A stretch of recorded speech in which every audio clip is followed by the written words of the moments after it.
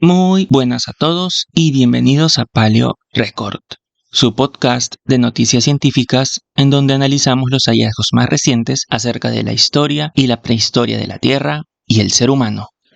El día de hoy tenemos papiloma humano, los espantatiburones y canguros haraganes. Comenzamos. ¿Se imaginan pasar milenios en el hielo solo para ser descongelado y descubrir que tienes BPH? Pues eso les pasó a nuestros dos protagonistas de este estudio.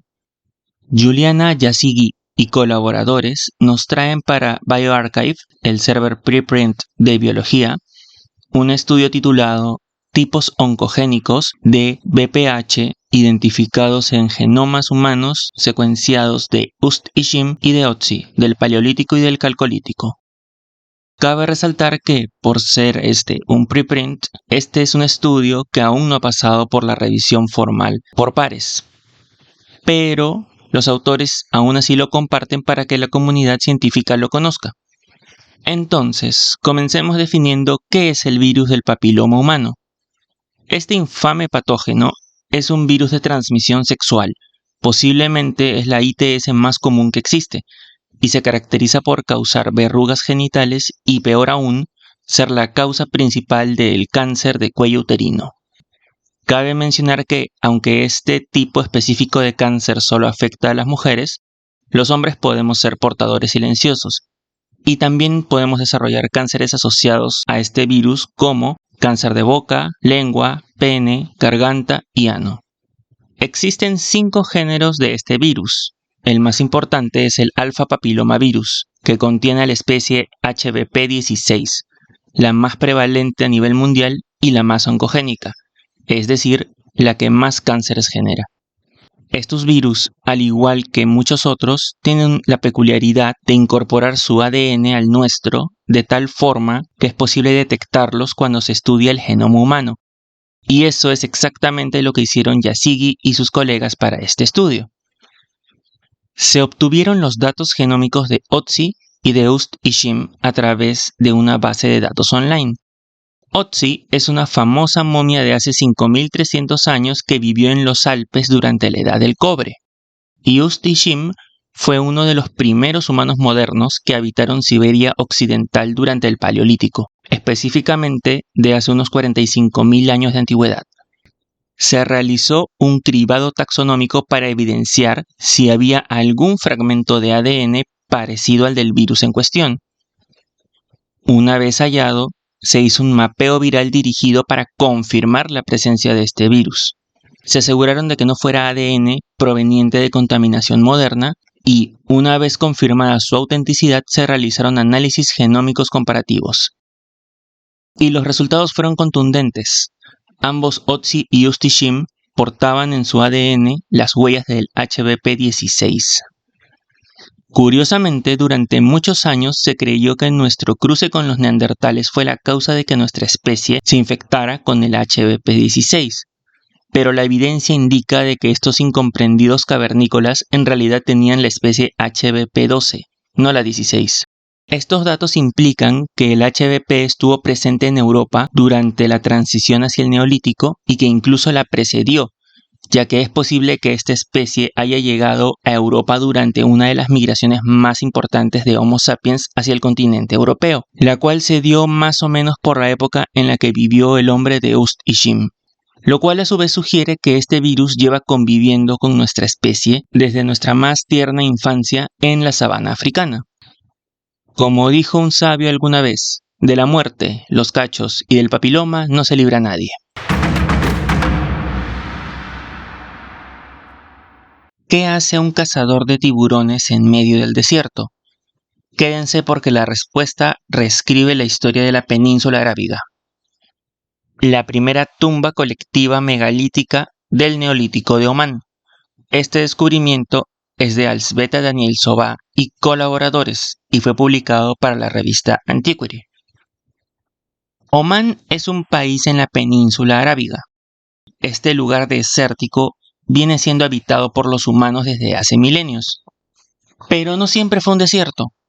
Durante el periodo conocido como periodo húmedo del Holoceno que se dio entre los años 8000 y 3000 a.C., este territorio se caracterizó por un clima más húmedo con fases estacionales de aridez. En esta época se ven comunidades neolíticas a lo largo de la costa y del interior de la península, que combinaban la caza y recolección con la pesca y la ganadería. En el sitio llamado Wadi Nafun, que fue construido sobre una terraza de grava, se encuentra un complejo funerario compuesto de 2 montículos circulares hechos de dolomita y de limolita. Dentro del primer montículo se encontraron los huesos desarticulados de al menos 70 individuos de todas las edades y sexos, lo cual sugiere una costumbre de entierro colectivo. Aparte, se encontraron 2 esqueletos masculinos de edad avanzada al lado opuesto de la entrada, lo cual implica que fueron personas importantes para la comunidad. Los análisis de carbono 14 se hicieron con carbón, conchillas y partes de los huesos del lugar.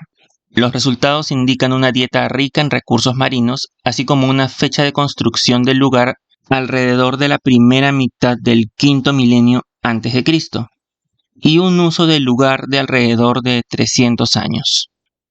Seguro se estarán preguntando, ¿y a qué hora hablas de los cazadores de tiburones? A eso voy. Entre las ofrendas funerarias se encontraron pendientes hechos de dientes de tiburón de la familia Heterodontide, conocida coloquialmente como la familia de los tiburones dormilones, así como también se hallaron dientes de tiburón tigre, aguijones de mantarrayas y anzuelos hechos de huesos de pescado. Aparte, los análisis de nitrógeno del esmalte dental revelan valores altos de proteínas provenientes de animales marinos en posiciones altas de la cadena alimenticia. Lo que quiere decir que estas personas no eran simples pescadores de orilla, eran cazadores de los peces gordos del océano. Algo me dice que Will Smith y DreamWorks tienen una nueva competencia. Generalmente se asocia la paleontología con dinosaurios o con fósiles de criaturas gigantescas, pero, como dice la intro de la película Dinosaurio del año 2000, algo pequeño a veces hace las cosas más grandiosas. Rodrigo Müller y colaboradores presentan para la revista Scientific Reports el tetrápodo más pequeño del Triásico medio de Sudamérica, un nuevo pararreptil proconofónido del Ladiniano del sur de Brasil. Sí, sé que son muchos términos técnicos, pero no se preocupen, vamos a definirlos poco a poco. Comencemos por el principio. ¿Qué es un pararreptil? Los pararreptiles, como su nombre lo indica, fueron un grupo paralelo a los reptiles, es decir, que debido a sus características anatómicas no eran considerados verdaderos reptiles, a pesar de que se veían muy similares a ellos. Estos vivieron desde el final del período carbonífero, famoso por ser la era de los insectos gigantes. Florecieron en el Pérmico, sobrevivieron a la gran mortandad del Pérmico y llegaron al período Triásico, donde finalmente se extinguieron. Estamos hablando de entre 304 y 200 millones de años en el pasado. La familia Procolophonidae se encuentra entre las últimas familias de pararreptiles que alguna vez habitaron la Tierra, y es la familia a la que pertenece este nuevo fósil. Este fue encontrado en el sitio Cortado, localizado en el municipio de Novo Cabrais, Rio Grande do Sul, Brasil, en rocas pertenecientes a la Formación Santa María, que forman parte de la cuenca del río Paraná. El fósil en cuestión consiste de un cráneo casi completo y una mandíbula.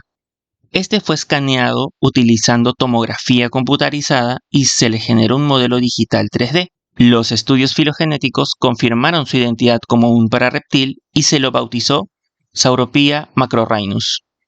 Sauropoda por saurios, que significa lagarto, y pia por un término portugués del sur de Brasil que suele referirse a un niño o a alguien muy joven. Esto porque el espécimen encontrado era presuntamente un individuo juvenil, y macrorhinus porque su nariz es bastante grande en proporción a su cráneo. Se cree que este pequeño lagarto era un insectívoro, y su descubrimiento contribuye a que podamos conocer más acerca de uno de los últimos ecosistemas mesozoicos que existieron antes del auge de los dinosaurios. Seguimos con una noticia muy importante para el campo de la paleoantropología. Frederick Grein y colaboradores describen para The Anatomical Record un nuevo esqueleto parcial de Homo habilis, del miembro Burgii superior de la formación Cubifora en Ileret, Kenia. De hecho, este vendría a ser el esqueleto más completo de Homo habilis recuperado hasta la fecha. El descubrimiento se realizó en rocas de la formación Cubifora, en Kenia. Inicialmente se encontraron los dientes mandibulares casi completos durante el año 2012. Poco tiempo después se encontraron restos postcraneales algunos metros cuesta abajo. Para el año 2014 se encontraron 11 dientes adicionales. Con los dientes se determinó que se trataba de un individuo joven adulto. Y bien, ¿qué nos dicen estos huesos? Pues antes de darnos esos detalles, los investigadores nos recuerdan que en la evolución no todo lo que se ve tiene una función actual. A veces los animales mantienen rasgos de sus antepasados solo por herencia. Con esto cubierto, se describe que los huesos muestran un antebrazo elongado y unas falanges con cierto grado de curvatura, lo cual puede interpretarse como una adaptación para trepar árboles. Por otro lado, los huesos de la cadera sugieren una mecánica de los miembros inferiores más parecida a la del género humano que a la de los australopitecinos. Se estimó que este individuo alcanzó el 1,60 m de altura y llegó a pesar entre 30 y 32 kilogramos. Este humano primitivo fue encontrado en lo que alguna vez fue la margen de un lago.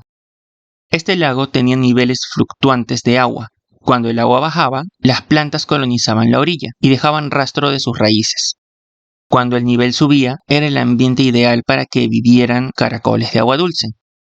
Y este no fue el único homínido que vivió por aquí.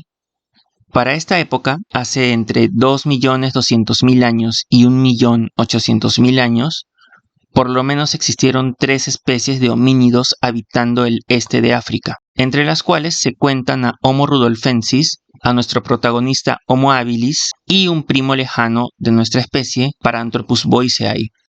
Posiblemente también vivió por aquí el sucesor de Homo habilis, el famoso Homo erectus, quien sería el primer homínido en dejar África para conquistar el resto del viejo mundo. Solo diré que esas reuniones familiares alrededor del lago debieron ser muy interesantes.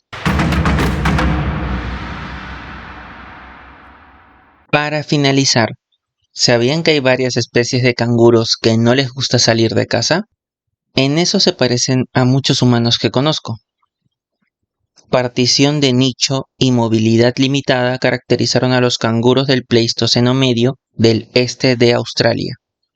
El siguiente artículo fue publicado en Quaternary Science Reviews por Christopher Gett y colaboradores. Para este estudio se utilizaron los datos de isótopos de carbono y de estroncio de 4 géneros distintos de canguros, uno de ellos completamente extinto, con el fin de reconstruir sus rasgos de forrajeo, preferencias dietéticas y estructura comunitaria durante el Pleistoceno medio. Esta investigación surge debido a que, a pesar de que los canguros actuales son un grupo de animales muy bien estudiados, estos viven en un ambiente que ha sido altamente modificado por el ser humano. Por lo tanto, es muy probable que el comportamiento que exhiben ahora no sea el comportamiento natural, sino una adaptación al cambio que trajimos nosotros. Para entender el comportamiento original de estas fascinantes criaturas es necesario buscar datos de épocas anteriores a la llegada del ser humano de Australia. Es por eso que este estudio se hizo en fósiles del Pleistoceno medio. Las cuevas Monte Etna se encuentran a 27 kilómetros al norte de Rockhampton, Queensland. Estas cuevas de roca caliza preservan fósiles de hace entre 500.000 y 280.000 años. Aunque en la actualidad esta zona se encuentra cubierta por un bosque seco tropical, praderas y matorrales, durante la época conocida como el Pleistoceno medio, esta zona también poseía un bosque lluvioso muy diverso. Este entorno, con 3 zonas ecológicas distintas, fue el hogar del ahora extinto canguro de 150 kilos, Protemnodon, así como de los aún existentes wallabies Notamacropus, Petrogale y Tilogale. Todos ellos diferentes tipos de canguros y todos ellos herbívoros. Los datos de isótopos de carbono suelen ser utilizados para reconstruir las preferencias dietéticas de animales herbívoros. mientras que los isótopos de estroncio permiten conocer qué tan lejos viajaba el animal mientras estaba vivo. La combinación de ambos datos permitieron construir un mapa de donde vivieron estos animales. El canguro gigante Protemnodon vivía en dos tipos de hábitat distintos: el bosque seco al noroeste y las praderas del sur. El ualabí Nothamacropus prefería las praderas del sur y era un pastador de poco movimiento. El petrogale, también conocido como ualabí rupestre, tenía una dieta flexible, pues se alimentaba tanto de arbustos como de pastos, aunque era el más restringido de todos porque solo se encontraba en zonas rocosas como cuevas o acantilados. Finalmente, el ualabí tilogale prefería el bosque seco, aunque se cree que hubo dos especies distintas, pues se encontró que se alimentaba tanto de plantas del bosque como de pastizales. Aún así, tenía una movilidad limitada. De hecho, ninguno de estos canguros se movía a más de 9 kilómetros de la cueva donde fueron encontrados. ¿Y por qué lo harían si vivían en un paraíso terrenal? El corazón de este ambiente fue el bosque lluvioso, el cual fue hogar de canguros arborícolas, roedores y hasta una especie de koala primitivo. Lamentablemente, este Edén australiano no duraría para siempre. A partir de hace 280.000 años, el ambiente cambió y la aridez se intensificó. Animales como el tilogale y Protemnodon desaparecieron de esta zona, ya que a pesar de alimentarse de pasto, también dependían bastante del ecosistema boscoso. Por otro lado, los generalistas más adaptables como Petrogale y Nothamacropus, de dietas más flexibles, lograron adaptarse a las nuevas reglas de juego. Pero no por eso dejaron de ser los pequeños huraños que conocemos hoy en día. Y hasta aquí la ronda de noticias de esta semana. Si les gustó, denle like, compartan y suscríbanse. Ya saben que esto permite que el podcast siga creciendo. Conmigo será hasta la próxima edición de Paleo Record. Hasta el próximo martes.